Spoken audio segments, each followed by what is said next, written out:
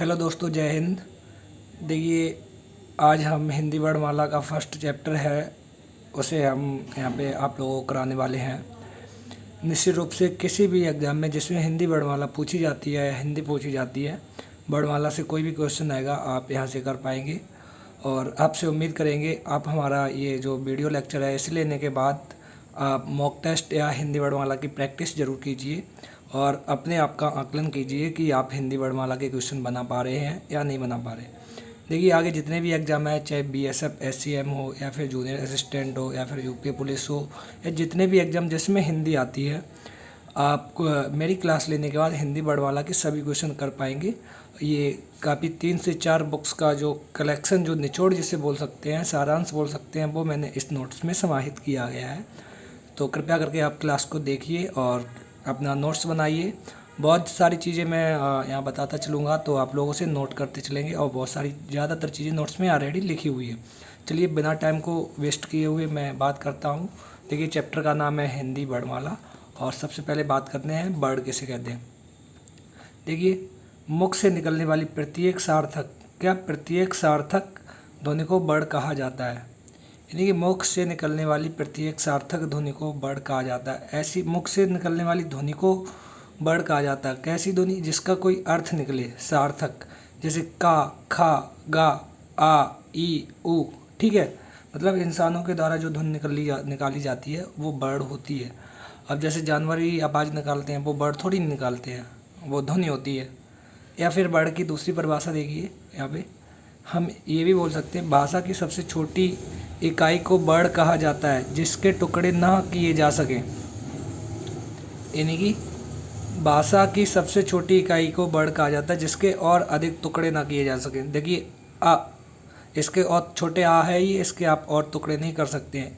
का, देखिए आधा आ है, हलंत लगा है, ए का अक्षर नहीं, वर्ण बना है। और ई, ये स्वर है, ये भी वर्ण है। और पा, चलिए आपको मैं डिफरेंस बताता हूँ अक्षर और वर्ण में। देखिए, जैसे यहाँ पे मैंने लिख दिया,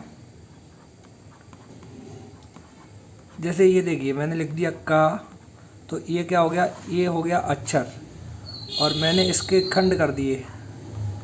का को मैं तोड़ सकता हूँ, का प्लस छोटा आ।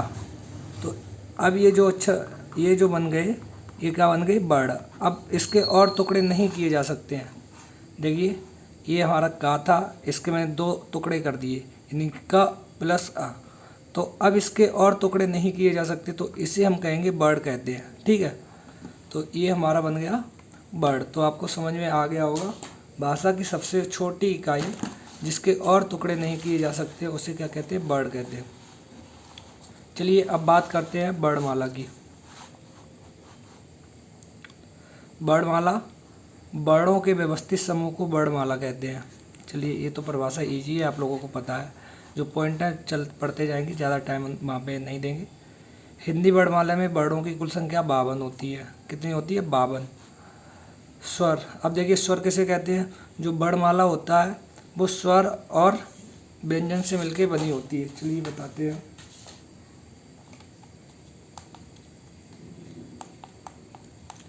ये यहाँ पे मैं आपको बताता हूँ, जो वर्णमाला होती है,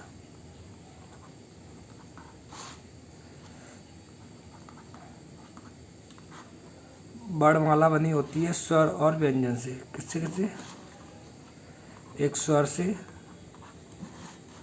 और एक व्यंजन से। ठीक है, 2 चीज़ों से मिलकर वर्णमाला बनती है। और जो स्वर होते हैं, स्वर के भी टाइप आपको पता होंगे, इन्हें बाद में हम स्वर बता देते हैं। जो स्वर होते हैं, लघु होते हैं, दीर्घ होते हैं और प्लतु होते हैं।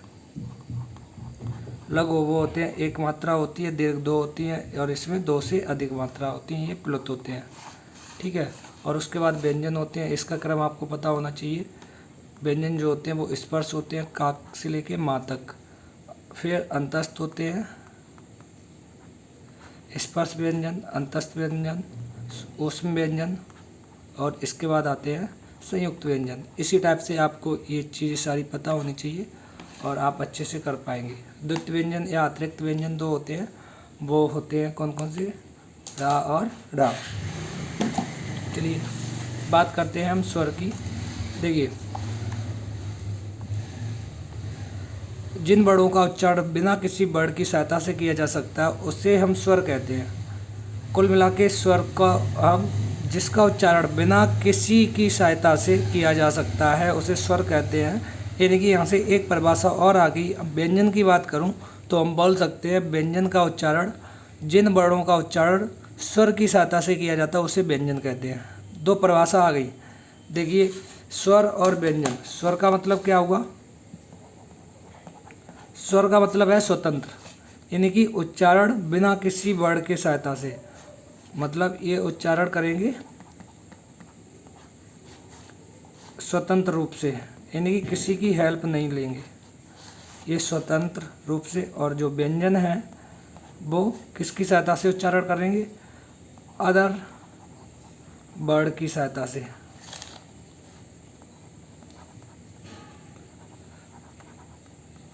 ठीक, यानी कि स्वर का उच्चारण जो होता है वो बिना किसी दूसरे वर्ण की सहायता से किया जाता है, और व्यंजन का उच्चारण जो है वो किसी दूसरे वर्ण की सहायता से किया जाता है। जैसे का है, का और आ में इसकी हेल्प ली तो हमने बोला का। ठीक है, तो ये स्वर और व्यंजन होते हैं। अब देखिए, हिंदी वर्णमाला में स्वरों की संख्या कुल 11 होती है। कितनी होती है? 11। आ ई उ ऋ ए ऐ ओ औ। अब देखिए, जैसा यहाँ पे मैंने लिखा है दोस्त, आप अगर ऐसे लिख लेंगे, आप बिल्कुल भी किसी भी एग्जाम में कोई गलती नहीं करेंगे। सारे के सारे आपके यहाँ पे इसे लिख के पूरा समझ लेंगे, सारे के सारे डाउट क्लियर हो जाएंगे। बात करते हैं स्वर की। स्वर जो होते हैं इसके दो पार्ट होते हैं। एक होता है मूल स्वर जिसे ह्रस्व स्वर कहते हैं, ये 4 होते हैं, और एक होता है दीर्घ स्वर, ये 7 होते हैं। ठीक, अब मूल स्वर या फिर ह्रस्व स्वर या लघु स्वर इन्हें भी कहते हैं। लघु स्वर 4 होते हैं, छोटा आ, छोटा ई, छोटा ऊ और ऋ। इनकी मात्रा 1 होती है। आ ई ऊ ऋ। वर्णमाला टॉपिक जितना अच्छे से पढ़ेंगे, आगे आप रस छंद अलंकार पढ़ेंगे, वहाँ पे मात्राएं गिनते हैं, तो आपको ये चीज़ें काम आएंगी। तो स्वरों की संख्या 11 होती है। 2 टाइप के होते हैं, लघु स्वर, दीर्घ स्वर। लघु स्वर मैंने बता दिए 4 हैं, छोटा आ, छोटी ई, छोटा ऊ और ऋ। दीर्घ स्वर जो होते हैं वो 7 होते हैं, बट अगर चाहोगे तो दीर्घ स्वर को भी 2 टाइप में हम डिवाइड कर सकते हैं। एक होता है सामान्य दीर्घ स्वर, एक होता है संयुक्त दीर्घ स्वर। सामान्य दीर्घ स्वर का मतलब ये होता है बड़ा आ, इसमें छोटा आ प्लस छोटा आ मिलके बनेगा बड़ा आ। छोटी ई प्लस छोटी ई मिलके बनेगी बड़ी ई। छोटा ऊ प्लस छोटा ऊ मिलके बनेगा बड़ा ऊ। और होगा संयुक्त दीर्घ स्वर। संयुक्त दीर्घ स्वर का मतलब होता है एक जैसे अक्षर नहीं मिलेंगे, अलग अलग विजातीय अक्षर बनेंगे। जैसे ए ऐ ओ औ। एक्सप्लेनेशन मैंने यहाँ पे लिख दिया। जो ए बनेगा आ प्लस ई से मिलके बनता है छोटा ए। किससे? आ प्लस ई से। ऐ बनता है आ प्लस ए से। ओ बनता है आ प्लस ऊ से। औ बनता है आ प्लस औ से। ठीक, आ प्लस ई से ए बनेगा, आ प्लस ए से बड़ा ए बनेगा, आ प्लस ऊ से ओ बनेगा, आ प्लस ऊ से ओ बनेगा। ये ध्यान रखेंगे। इसलिए ये चारों कैसे हो गए? ये हो गए संयुक्त दीर्घ स्वर। कैसे? संयुक्त दीर्घ स्वर। अब देखिए, ह्रस्व स्वर में जो मात्रा होती है वो 1 होती है, दीर्घ स्वर में 2 होती हैं। अब बात करते हैं प्लुत स्वर की। प्लुत स्वर जैसे होते हैं जो इसमें मात्राएं 2 से ज़्यादा होती, जैसे ओम, राम, ऐसे मात्रा लिख दी जाएगी। ये दीर्घ स्वर होते हैं, सॉरी प्लुत स्वर होते हैं। अब आयोग भाग की बात करते हैं। आयोग भाग होता है अंग और आह। ये आयोग भाग होता है, यानी कि अनुस्वार और विसर्ग। दूसरी भाषा में हम कह सकते हैं अनुस्वार, इसे देखिए, इसे अनुस्वार कहते हैं। जो अंग लिखा है इसे हम अनुस्वार कहते हैं, और आह लिखा है इसे विसर्ग कहते हैं। ठीक है, अब हम यहाँ पे आपको एक पॉइंट बताएंगे। जो अभी मैंने बताया कि स्वर जो होते हैं वो 11 होते हैं। क्या होते हैं? 11 होते हैं। जो किशोरी दास वाजपेयी हैं, इन्होंने अंग और आ यानी कि अनुस्वार और विसर्ग को क्या माना है? इन्हें स्वर नहीं माना है, इसलिए स्वर 11 होते हैं, 13 नहीं होते हैं। किशोरी दास वाजपेयी ने अंग और आह को स्वर नहीं माना है। ठीक है, एक किताब है हिंदी शब्दानुशासन, या वो किसने लिखी? किशोरी दास वाजपेयी ने। उस किताब में इन्होंने बताया है कि अनुस्वार और विसर्ग स्वर नहीं होंगे। और किशोरी दास वाजपेयी को अपभ्रंश का पाणिनि कहते हैं। अब पाणिनि की बात आ गई तो देखिए, हिंदी का पाणिनि गुरु कामता प्रसाद को कहते हैं, अपभ्रंश का पाणिन किशोरीदास वाजपेयी को कहते हैं और प्राकृत का पाणिन हेमचंद्र को कहते हैं। चलिए, उम्मीद करते हैं ये बात आपको क्लियर हो गई होगी। मात्र 4 पेज लिखे हैं, 4 पेज में पूरा का पूरा कोई भी किताब पढ़ लीजिए, कोई भी प्रश्न बनाइए, आप सारे के सारे यहाँ से बनने वाले हैं। अब देखिए बात करते हैं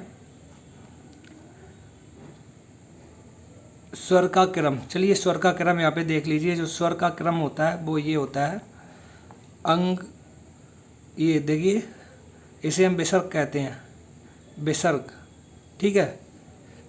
अनुस्वार, अंग आ, आहा, ये क्या है, विसर्ग है, ये अनुस्वार है और आ है, मतलब चंद्र बिंदु, अंग चंद्र बिंदु, आहा आ ई ई उ ए ओ अंग आहा, ठीक। मतलब स्वर को लिखने का क्रम ये होता है। आप लोग यहाँ से लिखते हैं आ ई उ, वो बात ठीक है, बट अगर कभी स्वर का क्रम पूछा जाए और बोल दिया जाए इन्हें क्रमानुसार लगाइए, तो सबसे पहले क्या आएगी, विसर्ग आएगी, फिर क्या आएगी, फिर चंद्र बिंदु आएगी, फिर क्या आएगी, फिर विसर्ग आएगी, ठीक है। अनुस्वार आएगी, विसर्ग, चंद्र बिंदु आएगी और विसर्ग आएगी, ध्यान रखेंगे। और ये इसका क्रम है। अब बात करते हैं व्यंजन का क्रम। व्यंजन का क्रम सेम वही होगा। कौन सा, सबसे पहले स्पर्श व्यंजन आएंगे, फिर अंतस्थ व्यंजन आएंगे, यारा लावा, फिर ऊष्म व्यंजन आएंगे, सा साहा, और फिर संयुक्त व्यंजन आएंगे, छात्रा ग्यासरा। ये विसर्ग का व्यंजन का क्रम लगभग सबको पता होता है। अब बात करते हैं जीव के आधार पर स्वर के प्रकार। देखिए जीव के आधार पर स्वर के प्रकार जो है वो कितने हैं, 10 है। कितने हैं, 10। कौन कौन से, अग्रस्वर, मध्य स्वर और पश्च स्वर। देखिए जो अग्रस्वर होता है छोटा आ होता है, सॉरी जो मध्य स्वर होता है छोटा आ होता है, और अग्रस्वर जो होता है वो ई ए होते हैं। देखिए मध्य स्वर तो आप सभी को याद ही है। अग्रस्वर ऐसा मान लीजिए, ऐसा स्वर जिसमें ई कॉमन मिले, जैसे ये तो ई है ही, बड़ी ई प्लस ई से मिलके बना है। ये ए आ प्लस ई से मिलके बना है। क्या मिलके बना है, आ प्लस ई से। आए, ये भी आ प्लस ए से मिलके बना, और ए किससे बना होगा, आ प्लस ई प्लस ए, ठीक है। तो इन सभी में कहीं ना कहीं ई कॉमन है, तो अग्रस्वर में ई कॉमन मिलेगा, तो ये अग्रस्वर मिल लेंगे, ई ए और मध्य स्वर आ होता ही है। इन दोनों के अलावा जो कम है वो याद कर लेंगे, जो स्वर बचे वो सारे के सारे पश्च स्वर होंगे। कौन कौन सा होगा, बड़ा आ, उ ओ। तो देखिए जीव के आधार पर स्वर के प्रकार कितने हैं, 3 होते हैं, आ नहीं, ई ए और आ। इसके अलावा जो भी बचे वो पश्च होते हैं। अब आप कहेंगे कि भैया कि यहाँ पे आपने 10 बताए हैं, टोटल ये 10 ही तो हुए, 4 5 6 7 8 9 10। देखिए एक जो हिंदी के विद्वान हुए हैं डॉक्टर भोलानाथ तिवारी, इन्होंने ऋ को स्वरों में स्थान न देते हुए स्वरों की कुल संख्या 10 बताई है। तो जीव के आधार पर इसलिए 10 हैं, यानी कि डॉक्टर भोलानाथ तिवारी ने ऋ को स्वरों में स्थान न देते हुए स्वरों की कुल संख्या 10 बताई है, और इसीलिए जीव के आधार पर स्वर की संख्या 10 है। मध्य स्वर छोटा है, अग्रस्वर जिसमें ई कॉमन है, ठीक है। तो ये बात भी आप ध्यान रखेंगे, ऐसे ही लिख लेंगे, छोटी सी हिंट जैसी यहाँ पे लिखी हुई है। अब देखिए बात करते हैं ओष्ठ के आधार पर। ओष्ठ के आधार पर भी 10 इन्होंने बताई है संख्या। कैसे, व्रतमुखी, आवर्तमुखी। व्रतमुखी क्या होता है, जिसमें ऊ कॉमन हो, छोटे आप बोल के उच्चारण करके देखेंगे, जिसमें व्रत बने, जैसे उ ओ ओ। एक तो यही है डेफिनेशन। अगर आपको इतना भी भूल जाते तो आप क्या रखेंगे, जिसमें ऊ कॉमन है, ऊ औ, और ये ऊ बनेगा आ प्लस ऊ से, औ आ प्लस ओ से। तो देखिए जीव के आधार पर मैंने बताया ई कॉमन होगा, और ओष्ठ के आधार पर ओ कॉमन होगा। अब इसमें आप लोग बिल्कुल भी क्या होंगे, कंफ्यूज नहीं होंगे। अब बात करेंगे मुख्य आधार पर। मुख्य आधार पर 10 होते हैं। देखिए 3 चीज़ें याद करनी है, मुख्य आधार पर भी 10 होते हैं, और मुख्य आधार पर जो इसके टाइप होते हैं वो 4 होते हैं। पहला टाइप होता है संवृत, विव्रत, अर्धसंवृत और अर्धविव्रत। देखिए सबसे पहले बात करते हैं विव्रत। विव्रत होता बड़ा, मुंह पूरा खुलेगा। संवृत छोटी ई ऊ, मुख लगभग बंद रहेगा। अर्धसंवृत ए ओ, और विव्रत ए ओ औ, ठीक है। चलिए हम ये आपको बताते हैं ट्रिक से। देखिए छोटी सी ट्रिक है, आप लोग जो मुख्य आधार पर होते हैं 4 टाइप होते हैं। मुख्य आधार पर कितने होते हैं, 4। ठीक, देखिए सबसे पहले होता विव्रत और फिर होगा कौन सा, अर्धविव्रत। आप लोग समझिए, फिर होगा संवृत, फिर होगा अर्धसंवृत।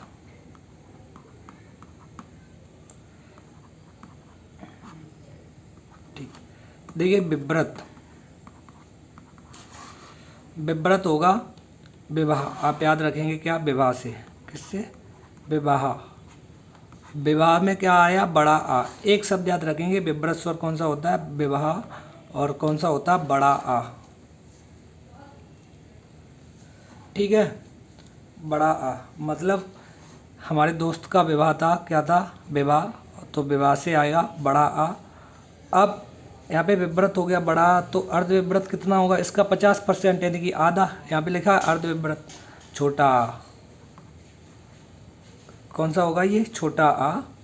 और सॉरी, इसे छोटा पढ़ेंगे, छोटा आ जो होगा वो कैसा होगा, अर्धविव्रत ए और ओ, छोटा आ, ए और ओ। देखिए मेरे दोस्त का विवाह था, मैं किसी कारणवश भूल गया, मैंने की आ, ए, ओ। ठीक है, अब विवाह किसका था, मैंने अपने दोस्त से कहा तुम नहीं गए, मैंने कि ए, ओ, किसका था, किसे किसे बुलाया गया था, तो इसने कहा ई, इन्हें और उ, उन्हें भी, ई और उ। अब देखिए 3 हो गए, अब बच्चे कितने, जो भी बच्चे वो यहाँ पे लिख दिया जाएगा, ए और ओ, जो बच्चे वो। देखिए मेरे दोस्त का विवाह था, विवाह में किसी कारणवश में नहीं जा पाया, मैंने कि आ, ए, ओ। ठीक है, फिर मुझे याद आया, मैंने उससे पूछा, मुझसे पूछा गया किससे बुलाया गया था शादी में, मैंने कि ई, इन्हें और उ, उन्हें, मतलब दोनों को। अब फिर अर्धसंवृत में जो नहीं गए, जो इनमें से ऊपर से बच्चे हुए, वो अर्धसंवृत में आ जाए, ए और ओ, यानी कि विव्रत बड़ा आ, अर्धविव्रत छोटा आ, ए ओ आ, इसका 50%, ए ओ मतलब भूल गए कोई काम, ई इन्हें और उ उन्हें, ए और ओ। ध्यान रखेंगे, सारे के सारे हो गए। अब हम आपको इस पर बताते हैं, कोशिश करेंगे थोड़ा सा रिलेट करने की, कई किसी कारणवश याद हो जाए। देखिए विव्रत बड़ा आ, अर्धविव्रत आ, ए, ओ। ठीक है, फिर आते हैं संवृत पे, ई, उ, अर्धसंवृत ए और ओ। ये ध्यान रखेंगे, याद कर लेंगे। वह एक छोटी सी ट्रिक है, बस रिलेट करेंगे। अब बात करते हैं मात्रा उच्चारण के आधार पर। मात्रा और उच्चारण के आधार पर ह्रस्व, दीर्घ और प्लुत। ह्रस्व जो होते हैं एक मात्रा होती है 4 आ, ई, उ, ऋ। दीर्घ 7 होते हैं, आपको पहले ही बता दिया। प्लुत 3 मात्रा या 2 से अधिक मात्रा, 3 या 3 से अधिक मात्रा। ठीक है, चलिए मात्रा उच्चारण के आधार पर 3 टाइप, बाकी जीव के आधार पर 3 टाइप, और इसके ओष्ठ के आधार पर 2 टाइप, मुख के आधार पर 4 टाइप बता दिए। अब बात करते हैं अर्धस्वर। देखिए अर्धस्वर कौन कौन से होते हैं, या और बा होते हैं। कौन कौन से होते हैं, या और बा। अब बात करते हैं अगला स्वर, अगली बात आंगस्वर। आगस्वर जो होता है वो आंगन वाला आ होता है, क्या होता है, आ। व्यंजन होता है, आगत व्यंजन की बात करें तो जा और फा होता है। कौन कौन सा होता है, जा और फा, ये आगत व्यंजन होते हैं, अरबी भाषा में यूज होते हैं। और ये आपने देखा होगा यहाँ पे जो पॉइंट लगा होता है उससे पहले ये बिंदी लगी होती है, इसे नुक्ता कहते हैं। क्या कहते हैं, नुक्ता। आंगन वाला आ, ये अंग्रेजी में प्रयुक्त होता है, जैसे डॉक्टर हो गया। ठीक है, ये आंगन वाला आ मेनली इंग्लिश में प्रयुक्त होता है। कोई भी वर्ड जिसमें ये लिखा जाता है इंग्लिश के शब्द में ही आता है ये। सही स्वर किसे कहते हैं, अब बात करते हैं सही स्वर। छोटा आ सही स्वर होता है। ठीक है, देखिए इस टाइप से ये जैसे व्यंजन, ये जा और फा अरबी फारसी शब्द है। ज़मीन यहाँ लिखा, अंग्रेजी यहाँ लिखा, फ़कीर यहाँ लिखा, लिफाफा यहाँ लिखा होता है। ये अरबी और फारसी हिंदी की पहचान होती है। इन्हें नुक्ता कहते हैं, नुक्ता। और नुक्ता जो दिया गया है, शिव प्रसाद सितारे हिंद ने ये नियम दिया, नुक्ता वाला। अरबी फारसी का कोई भी शब्द होगा उससे पहले नुक्सा लगाना अनिवार्य है। ये शिव प्रसाद सितारे हिंद याद रखेंगे। अब देखिए अनुनासिका, बेधुनिया जिनका उच्चारण नाक और मुंह दोनों से होता है, इससे अनुनासिका कहते हैं। जैसे चांद, आँख, गाँव, गाँव आदि। देखिए एक बार फिर से मैं पढ़ के सुनाता हूँ। बेधुनिया जिनका उच्चारण नाक और मुख दोनों से होता है उसे अनुनासिका कहते हैं। कुल मिला के प्रत्येक वर्ग का जो पंचमा अक्षर होगा वो अनुनासिका होता है। एंगड़नम क्या, एंग्या, अड़ा, ना, मा, मा। का वर्ग का जो पांचवा अक्षर, चलिए वर्ग आपको बता दें। देखिए अगर ये हिंदी वर्ण वाला लिखी, ये लिखे पांचवा अक्षर इंगा, वा, अड़ा, ना और मा, ये सारे के सारे अनुनासिका होते हैं। ये अक्षर आधे होने पर अनुस्वार का रूप ले लेते हैं। वही यहाँ पे लिखा हुआ है। बेधुनिया जिनका उच्चारण नाक और मुख दोनों से होता है, जैसे इंग्या, अड़ा, अड़ा, वा, ना, मा। ठीक, चांद, आँख, गाँव आदि। जैसे चांद, ये नाक और मुख दोनों से बोला जाएगा। आँख, नाक और मुख दोनों से बोला जाएगा। चलिए एक नोट पॉइंट है वो भी पढ़ लेते हैं। अनुनासिका दुनिया इंगा, अड़ा, ना, मामा आधा अक्षर होने पर अनुस्वार, देखिए अनुस्वार का रूप ले लेती हैं। और यह नियम बाबू श्याम सुंदर दास ने दिया। हिंदी के प्रथम प्रोफेसर जो थे बनारस हिंदू विश्वविद्यालय में, उनका नाम है बाबू श्याम सुंदर दास। बनारस हिंदू विश्वविद्यालय में ये हिंदी के प्रोफेसर थे और ये प्रथम थे। चलिए ये भी नियम हो गए, एक्स्ट्रा पॉइंट हो गए। अब बात करते हैं व्यंजन की, जिनकी संख्या होती है 33। स्पर्श व्यंजन जो होते हैं वो कितने होते हैं? 25। देखिए व्यंजन को हमने 5 वर्ग में डिवाइड किया जाता है, 1, 2, 3, 4, 5। और प्रत्येक वर्ग को ऐसे लिखा जाता है का वर्ग, चा वर्ग, टा वर्ग, ता वर्ग और पा वर्ग। ऐसे लिख लीजिए का, खा, गा, गा, इंगा, चा, छा, जा, जा, अंग, टा, ठा, डा, डा, अड़ा, ता, ता, दा, धा, ना, पा, फा, बा, भा, मा। ठीक, इन वर्ग के नाम होते हैं। ये सारे के सारे कंठ से बोले जाते हैं। कंठ, ये चा वर्ग जो होता है वो तालु की हेल्प से बोले जाते हैं। तालु, टा वर्ग मूर्धा, ता वर्ग दंत और पा वर्ग ओष्ठ की सहायता से बोले जाते हैं। यानी कि कंठ, तालु, मूर्धा, दंत और ओष्ठ, इनके ये वर्ड है। अब देखिए ऐसे पूछा जाता है जा है निम्न में से इसका उच्चारण स्तन क्या है, तो आपको पता होना चाहिए तालु है। ठा है, इसका उच्चारण स्तन क्या है? मूर्धा है। तो ये तो सिंपल से स्पर्श व्यंजन है, 25 हो गए। उसके बाद देखिए इनके अलावा जो जैसे यारा लावा होते हैं, तो देखिए या रा ला, देखिए का वर्ग को छोड़ देंगे, अंतस्थ व्यंजन की बात करेंगे। या रा ला 3 होते हैं। या बोला जाता है वो तालु से बोला जाता है। देखिए तालु यहाँ पे इस लाइन में है। या रा ला, सा सा सा हा, आप ऐसे याद करेंगे या रा ला, सा सा सा हा। ठीक, ये ऊष्म हो गए। उसमें देखिए हा होता है कंठ से होता है, और सा तालु से, ये षटकोण वाला सा मूर्धा से, सा दांत से। और उसके बाद स्वर की बात करेंगे। स्वर में देखिए इसमें छोटा, बड़ा और अनुस्वार, ये किससे बोलते ले जाते हैं? कंठ से। देखिए ये कंठ वाली लाइन है, यहाँ पे जो भी वर्ड लिखे होंगे यहाँ तक ये कंठ से बोले जाएंगे। दूसरा ये ई, यानी कि आप ऐसे याद कर लीजिए आ कंठ से बोला जाता है, ई तालु से बोला जाता है। रेर किससे बोला जाता है? मूर्धा से बोला जाता है। और जो ओष्ठ से बोला जाता है वो बोला जाता है उ। मतलब आ कंठ से, ई तालु से, रेर मूर्धा से और उ ओठ से। उसके अलावा देखिए या रा ला ई किससे बोले जाते हैं? तालु, मूर्धा और दंत से। और सा सा सा हा ऊपर चला जाएगा, तालु, मूर्धा, दंत और कंठ से। ये क्रम 1 से 2 बार आप देखने पड़ेंगे, आपको याद हो जाएंगे। इसके अलावा आप कहेंगे सर और भी रह गए वर्ड। अब देखिए ए ऐ, आ जो बनता है आ प्लस ई से, तो आ बोला जाता है कंठ से और ई बोली जाती है तालु से। देखिए ये लिखा है आ बोला जाएगा कंठ से, ई बोली जाएगी तालु से, और ए हो जाएगा कंठ तालव्य। ए किससे बोला जाएगा? कंठ और तालव्य। ऐसी ओ किससे मिलके बनता है? आ प्लस ऊ से। आ बोला जाता है कंठ से, ऊ बोला जाता है ओष्ठ से। तो ओ और औ किससे बोले जाएंगे? कंठोष्ठ से। किससे? कंठोष्ठ। बा को याद कर लेंगे, ये दंतोष्ठ से बोला जाता है, ये वा दंतोष्ठ। अब देखिए बात करते हैं संयुक्त व्यंजन की। यहाँ पे देखिए पहला है कसा, त्रा, ज्या और स्रा, छात्रा, ज्ञासरा। ये जो छा होता है का और सा से मिलके बनता है। का बोला जाता है कंठ से, सा बोला जाता है मूर्धा से। चलिए दिखाते हैं, इधर देखिए का किससे बोला जाएगा? कंठ से। और सा कहाँ पे है? सा ये सा किससे बोला जाएगा? ये देखिए मूर्धा से। तो ये दोनों का दोनों जो अक्षर मिलके बनेगा, ये का और सा, कंठ और मूर्धा। ऐसी त्रा, ता और रा, ता दंत से, रा मूर्धा से, दंत और मूर्धा। ज्ञा या ज्या, जा और ओआ, यानी कि तालु से, ये दोनों के दोनों तालु से, ज्ञा, जा और ओआ। देखिए ये तालु वर्ग है, इसमें जा भी आ गया, ओआ भी आ गया, दोनों के दोनों किससे? तालु से। तो ये जो ज्या बोला जाएगा वो किससे? तालु से। और स्रा बोला जाएगा सा और रा, सा बोला जाता तालु से, रा बोला जाएगा मूर्धा से। ये तालु और मूर्धा। उम्मीद है ये बात भी आपको समझ में आ गई होगी। सारे के सारे वर्डों का ऑपरेशन यहाँ पे हो चुका है कि कौन से कैसे बोले जाते हैं। अब देखिए वर्डों से रिलेटेड कोई एक्स्ट्रा फैक्ट है वो आप देख लीजिए, यहाँ पे आपको बताए जाएंगे। स्पर्श व्यंजनों की संख्या कितनी है? 25 है, का से लेकर माँ तक। अंत्यस्थ व्यंजन 4 होते हैं, या, रा, ला और बा होते हैं।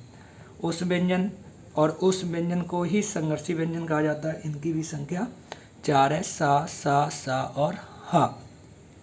संयुक्त व्यंजन ऐसे व्यंजन 2 वर्डों की सहायता से मिलते हैं या 2 अक्षरों की हेल्प से बनते हैं, उन्हें संयुक्त कहते हैं। छात्रा, ज्ञा और सिरा। कैसे बनते हैं अभी आपको मैं पहले ही बता चुका हूँ। इन सभी का उच्चारण स्थान भी आपको बता चुका हूँ। या, रा, लावा, सा, छाता, ग्यासरा, और इनका वर्ग भी बता चुका हूँ। आप वहाँ पे वीडियो 2 से 3 बार देख लेंगे, लिख लेंगे, याद कर लेंगे। ठीक है, सच्चाई ये है, आपको याद करनी पड़ेगी। अब देखिए डा और ढ़ा, अड़ा और ढा, ये 2 होते हैं। इन्हें क्या क्या नाम से जानते हैं? इन्हें हम तड़ित व्यंजन कहते हैं, द्विगढ़ व्यंजन कहते हैं, उत्क्षिप्त व्यंजन कहते हैं, निर्मित व्यंजन कहते हैं और अतिरिक्त व्यंजन कहते हैं। इनकी संख्या 2 होती है। कौन कौन? डा और ढा होता है, यानी कि एक इसमें नीचे पॉइंट लगा होता है, बिंदी होती है, और एक ऐसे बिना पॉइंट या बिना बिंदी के लिख दिए जाते हैं। ये डबल रोल व्यंजन होते हैं। इन्हें द्विगढ़ व्यंजन कहते हैं, उत्क्षिप्त व्यंजन कहते हैं, निर्मित व्यंजन कहते हैं, तड़ित कहते हैं और अतिरिक्त व्यंजन कहते हैं। ये कौन से हैं? डा और ढा है। ठीक है, अलग अलग किताबों में अलग अलग इनके नाम हैं और अलग अलग नामों से ये क्वेश्चन कई बार पूछा गया है, और यहाँ पे जितने नाम हैं सारे मैंने लिख दिए। उसके बाद देखिए रा की बात करें। रा को किस नाम से जानते हैं? प्रकंपित व्यंजन, यानी कि प्रकंपित व्यंजन आपसे पूछा जाए तो वो रा होता है। लुंठित व्यंजन पूछा जाए वो भी ला होता है, और पार्श्विक व्यंजन पूछा जाए तो ला होता है। क्या होता है? ला, यानी कि पल मैंने लिखा जिससे भूलूँ ना। देखिए ये दोनों रा है ही, और यहाँ पे पल लिख लिया। पास से पार्श्व, ला से ला, यानी कि पार्श्विक व्यंजन ला होता है। इनके अलावा ये दोनों कैसे होते हैं? प्रकंपित और लुंठित रा होते हैं। ठीक है, चलिए अब बात करते हैं पंचम वर्ग। प्रत्येक वर्ग का 5वां अक्षर जो था, या फिर इसे ही नासिक वर्ण कहते हैं, इसे ही अनुनासिका कहते हैं। अनुनासिका कौन कौन से होंगे? इंगा, अड़ा, ना, मा। ठीक है, इंगा, उआ, अड़ा, ना, मा और चंद्रबिंदु, ये अनुनासिका होते हैं। क्या होते हैं? अनुनासिका। देखिए क्लास ख़त्म होने की ओर है, और 2 से 3 मिनट बस। अब बात करते हैं देखिए सघोष और अघोष की।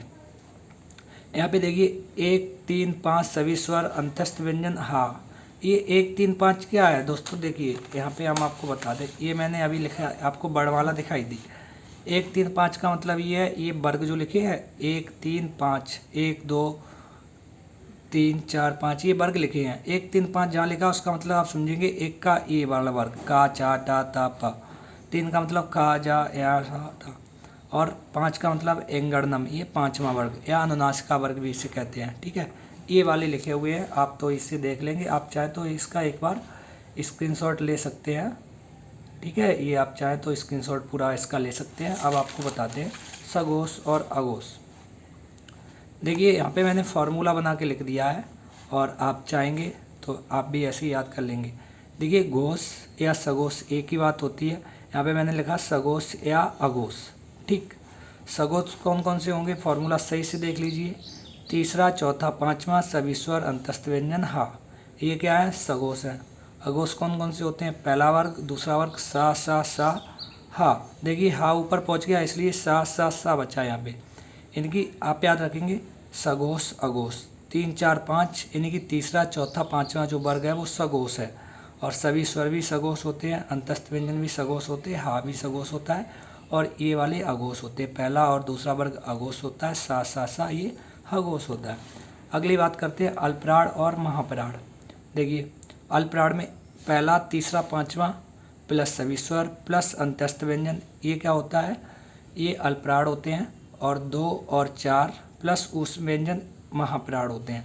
देखिए दोनों के दोनों फार्मूला लगभग सेम है, सिर्फ हा जो है वो यहाँ पे आ गया और यहाँ पे हा नहीं है, इसलिए यहाँ पे हम चाहते सा सा सा हा लिख देते, बट मैंने यहाँ पे उस व्यंजन लिख दिया है क्योंकि इसमें हा जो है वो इंक्लूड हो गया है। अब याद कैसे करेंगे, याद ऐसे ही करेंगे, सगोश और अगोश नोटबुक पे लिखेंगे, 2-3 बार इसे रिवीजन कर लेंगे। 3, 4, 5 सभी स्वर अंत्यस्थ व्यंजन हा, 1, 2 सा सा सा। अल्पप्राण 1, 3, 5 सभी स्वर अंत्यस्थ व्यंजन हा, 2, 4 उस व्यंजन।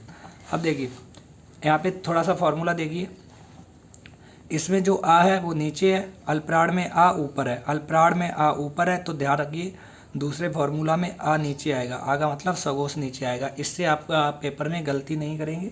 छोटी सी ट्रिक है, आप कर सकते हैं कि अल्पप्राण में मैंने 1, 3, 5 ले लिया, 1, 3, 5 सभी स्वर अंतस्थ व्यंजन, लगभग फार्मूला सही सेम है। और दूसरे में तो आप कंफ्यूज ना हो इसलिए सगोश बटे अगोश, यानी कि अगोश नीचे आएगा, तो फार्मूला आप लिख लेंगे 3, 4, 5 सभी स्वर अंतस्थ व्यंजन और हाँ, ठीक। तो ये छोटी सी ट्रिक है, आप चाहें तो ऐसे याद कर सकते हैं, बाकी आप कैसे भी याद कर सकते हैं, जैसे मैंने याद किए वो आपको मैं पूरा बता रहा हूँ। अब देखिए लास्ट कुछ वर्ड हैं, पॉइंट हैं, देख लीजिए।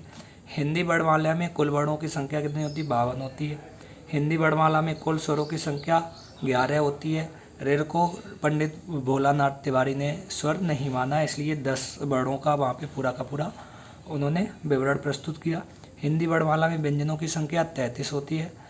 देखिए द्वितीय व्यंजन कौन सा होता है, जैसे दिल्ली हुआ, रस्सी हुआ, कोई भी अक्षर जो 2 बार रिपीट हो जाए, जैसे इसमें सा हुआ 2 बार, ये द्वितीय व्यंजन के एग्जाम्पल हैं। इसमें ला हुआ। अमानक वर्ण ये बहा होता है और इधर इस तरफ ता लिख दिया जाता है, ये अमानक वर्ण है, पूछा जाता है। हिंदी में जो नवीन दुनिया है वो खा और गा है, खा और गा। देखिए दोस्तों, उम्मीद है आपको ये मेरी जो वीडियो है ये आपको समझ में आई होगी और अच्छी लगी होगी। अगर आपका भी कोई भी एग्ज़ाम है तो प्लीज़ आप हमारी वीडियो को देख के नोट्स बना लीजिए और पूरी वीडियो तैयार करने के बाद आप हिंदी वर्णमाला या हिंदी का जो भी टॉपिक है उसे कंप्लीट कीजिए और कमेंट के माध्यम से मुझे अपना फीडबैक बताइए कि आपको वीडियो पसंद आई या नहीं आई। अगर पसंद आई तो हमारे चैनल को सब्सक्राइब कर लीजिए, वीडियो को लाइक कर दीजिए और आपको दूसरी कौन से टॉपिक से रिलेटेड वीडियो चाहिए, आपका जो भी एग्ज़ाम है आप हमें बताइए। अगर मेरे पास सुविधा होगी तो मैं बिल्कुल बनाऊँगा। मिलते हैं अगली वीडियो में। बाय बाय, जय हिंद।